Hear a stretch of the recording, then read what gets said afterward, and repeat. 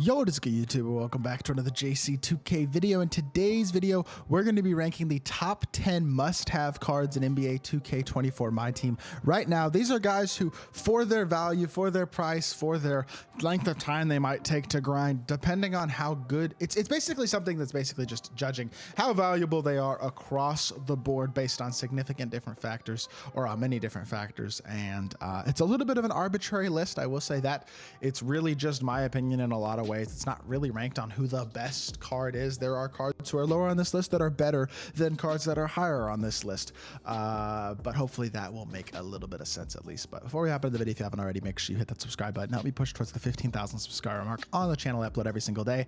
I would really appreciate it if y'all do subscribe. Without further ado, let's hop right into it. Number 10, I'm going to go with Steve Smith. I think Steve Smith, by the way, one of only a couple of shooting guards on this list. I just think a free shooting guard who is big, 6'8", 6'10" wingspan, good speeds, 82 speed and excel, can shoot the three at a very high level, good slasher, and a good defender with good defensive badges. He's a very well-rounded card, has gold, limitless huff, catch and shoot and green machine, an absolutely butter release, capable playmaker, and a great defender as well, or a very good defender. Just a guy with that type of size, with as good of a release as he has and the ability to play defense, a truly elite free 3-and-D shooting guard is a really, really valuable card, especially considering that he does not take very much time to grind either. Andre Kirilenko is low on this list, mainly because the small forward position I just don't think is a position that I put a ton of priority on right now. AK is an amazing card, and 119,000 MT is a very fair price for him, but 6'9" with 7-foot wingspan, 83 speed, 82 shot three. I mean, he's not the best dunker in the world. Defensively, he's absolutely incredible. Maybe the best lockdown defender in the game. He's an absolutely incredible card. It's just small forward position has a lot of options, and also you can run really, really budget guys to small forward position and get 80 or 90% of what you're going to get out of even the top small forwards in the game. It's just not the most important position to have the best card in the world at. So AK is a great value card. He's a really, really good card that fits a lot of teams and makes a ton of squads better, but I just don't think I could put him higher than number 9. Same thing with a guy like Paul George at number 8. The shooting guard position just has so much depth and so many good options already that a guy like PG, despite being a truly incredible card, isn't super high on this list. Best shooting guard in the game, but he's 245,000 MT, which is a significant chunk of MT. 88 speed and excel, 90 shot three, 95 driving dunk, 82 interior, 90 perimeter, 90 lateral quickness, 88 steal. Hoff blinders, clamps, interceptor, off-ball pass, hyperdrive, posterizer, and I think he has one more, but I forget what it is. Playmaking badges are good. I wish he could upgrade his speed booster, but I mean, the playmaking badge is already solid. The defense is phenomenal. The shooting is also phenomenal. Release is much improved this year, and he's hyper athletic. Movement-wise, pretty solid, not insane, I will say that, but I definitely have gotten pretty good with PG's movement and definitely can create pretty well with him. He is an absolute boss. Definitely the best shooting guard in the game right now and an elite level card. I just think, again, that positional need makes him a little bit lower on the list because of the positional value that I put on shooting guard. Serge Ibaka is going to come in at number 7 for me. Just a guy who is a really, really good budget big for 59,850 MT. That's a good price. 6'10", 7'4" wingspan. He's got capable enough speed and is a great dunker, great defender, shoots the three at a high level with a very smooth release. That is the most important 3 things at the center position. He defends very, very well in the interior and rebounds at a high level. That's 1.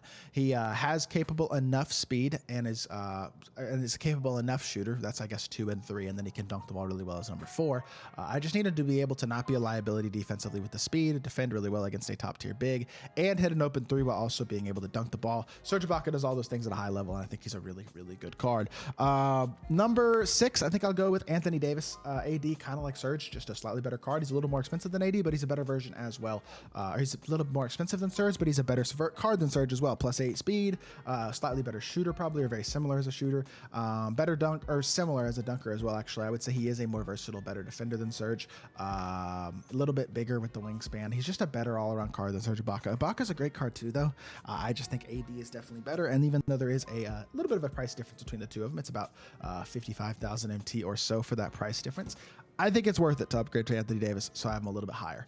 Wilt is free, and I have him as a top 5 center in the game, but he's not easy to get is the problem with Wilt. He's a great card, though. I mean, he's at least a top 3 or 4 center in the game. Some people might think he's their favorite center in the game, and I can't argue with you if you say that. He's incredibly fast, incredibly versatile on the interior, an absolutely elite athlete. He and Shaq are incredible dominant interior cards. They're basically the same card. I actually think Wilt is a little better because he's a little better as a free throw shooter. He shoots the mid-range better, and he gets a better takeover on his base card, which is defensive than Shaq gets, which is slashing. So Wilt is a great card.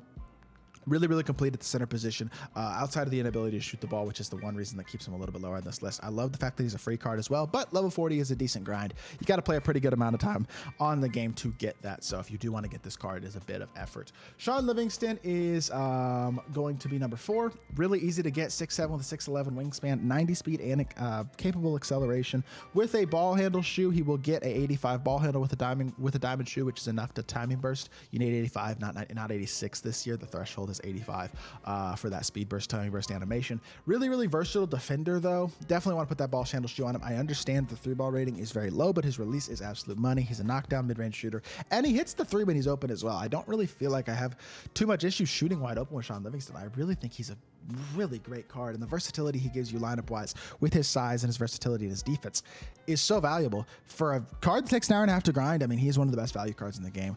Cliff Robinson is coming into my top 3. Is this a little bit high? Maybe, but it's another free big man. I understand he's not as good as Wilt, but he can play power forward or center, so he's got versatility there. He's going to be really good at both positions, and he's a super complete card, also not that hard to get. Wilt is a lot more grind than Cliff Robinson, which is why I have Cliff Robinson a bit higher on the list. I think I will switch this though, because Livingston for an hour and a half grind is more worth than Cliff, so I will switch that. But I do think 80 speed, 83 ball, 80 dunking, great defender, versatile badges, does a lot of things really, really well on the court. Very complete card. I think he's on the level of guys like Anthony Davis at the center position, and he's a free card. 50 clutch on line wins will get you Cliff Robinson completing that tier for that last, I guess you got to get 5 tiers done or whatever it is, but so it's not exactly 50 wins. You have to get to the card, but still, he's an easy card to get, and he's a really, really good card. Now, I understand that SGA is a very, very time-consuming, challenging grind. I still have not gotten him, although I would already have him if I wasn't just lazy. All I have left is some unlimited points, and then I will have the card. So we'll hopefully get him this weekend is the plan. But 86 speed and excel, 83 shot 3. Look at the stats and badges. 75 driving dunk. Defensively, he's good, but not incredible. And you go, meh. I mean, he's very good, but he's not insane.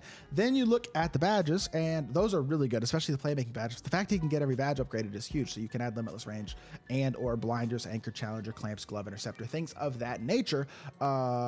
Release is really good. Movement is really good. That's also a huge plus. He's got good movement and a good release, and he's huge at point guard. 6'6", 6'11", wingspan. One of the biggest point guards in the game. He's one of the most versatile and well-rounded cards in all of my team. He's the best point guard in the game by a significant margin because of his size, his animations, and his stats and badges being very good, but also being able to get every badge. Even though he's a super long grind, he's one of the biggest must-have cards in the game, and I can't wait to add him to my lineup.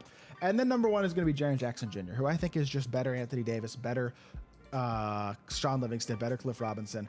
I think Jaren Jackson Jr. can compete against any center in the game and hold up at a very elite level, or any power forward in the game. I think he will not struggle against a Shaq or a Wilt. He can compete against Giannis. He can compete against Chet. He can compete against Chris Bosh, Anthony Davis, whoever else you want to put at the center position. Jaren Jackson Jr. can compete against them. Same at the power forward position. He's an absolutely elite level defender with a really, really smooth elite release. I think this Jaren Jackson Jr. card is just absolutely phenomenal. I think he's incredibly worth it. A card that I would 100% target on pretty much any level of team. The only reason I don't have him on my main account, honestly, is because I have so many cards on that account already locked in that there's just no point to me buying the card. But for his price, I just think what he does for you is so valuable that I put him at the very top of this list, because he's a card who can play that center position and hold it down for a very long time. But with that being said, that is going to do it for this video. I hope y'all did enjoy, and hopefully it gave y'all a good picture on guys you should be targeting here in Season 2 of NBA 2K24 My Team. That's going to do it for this video. Hope y'all did enjoy. If you did, make sure you hit that like button, leave a comment, and subscribe. I'll be back with more 2K content very, very soon, and I appreciate y'all. Peace.